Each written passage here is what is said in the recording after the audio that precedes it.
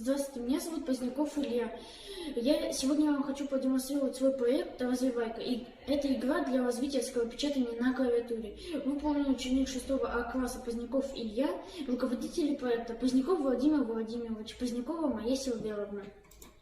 Цель проекта – развитие навыка скоропечатания у детей в игровой форме. Задачи – освоение визуальной среды, программирование Scratch, разработка игры, выявление багов, ошибок и их исправление, тестирование игры с помощью учеников школы. Практическая значимость. В наше время в условиях дистанционного обучения ученикам важно развивать навыки печатания на клавиатуре. Игра «Развивайка» – это хороший инструмент для развития скоропечатания в игровой интересной форме.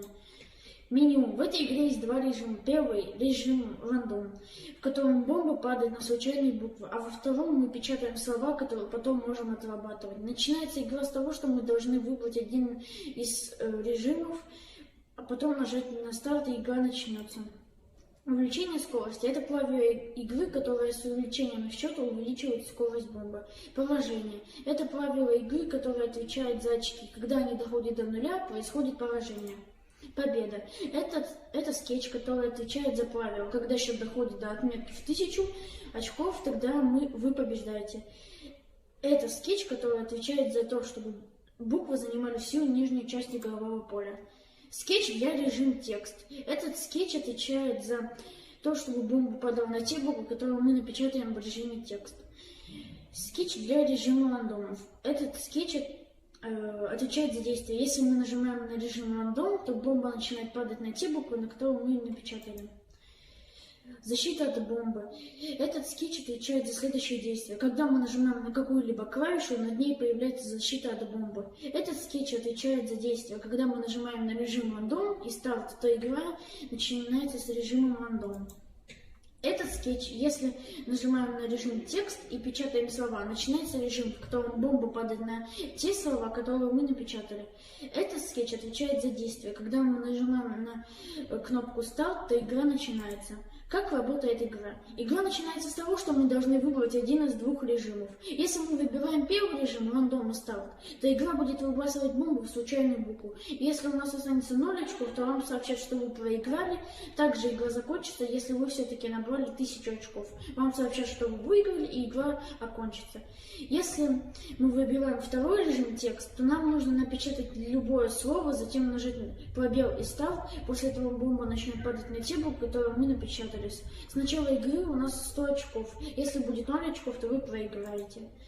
Было проведено тестирование игры «Развивайка» в центре «Точка роста» среди учеников Табагинской школы. Данные результаты показаны ниже в таблицах. Вывод. С помощью игры «Развивайка» у учащихся школы развивается навык скоропечатания на клавиатуре. Задача выполнена, цель проекта достигнута. Внесение дополнений в игру «Развивайка». У игры «Развивайка» новые возможности. Кроме освоения учащимися школы английского алфавита, представляется возможность учения русского и якутского алфавита на клавиатуре. В этой же форме с помощью игры «Развивайка».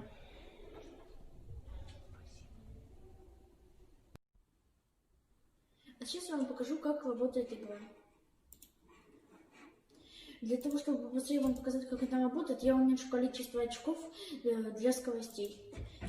Самую первую поставлю не 200, а 130, а вторую не 300, а 200. И для того, чтобы победить, я поставлю не 1000 очков, а я поставлю 250. Сейчас я вам продемонстрирую режим рандом в английской раскладке.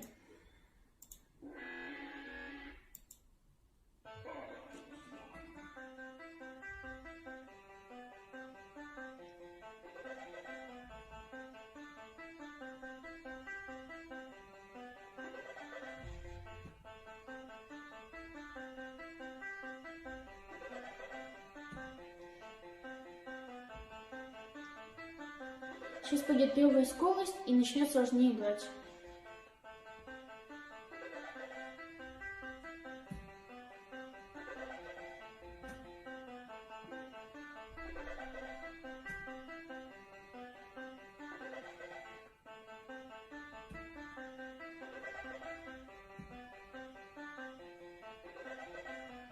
А сейчас пойдет вторая скорость и станет еще сложнее играть.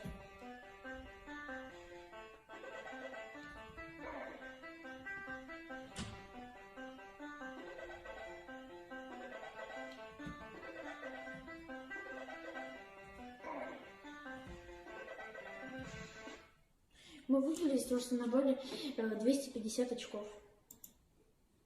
А сейчас я вам продемонстрирую режим текст в русской раскладке. Например, я напишу слово «стул».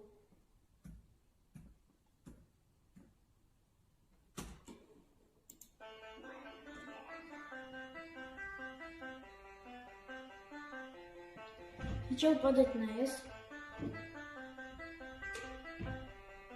потом на «Т»,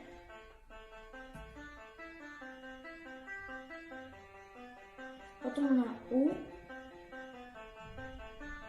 потом на «Л». И начинается все с самого начала. Сначала падать на «С» и так далее.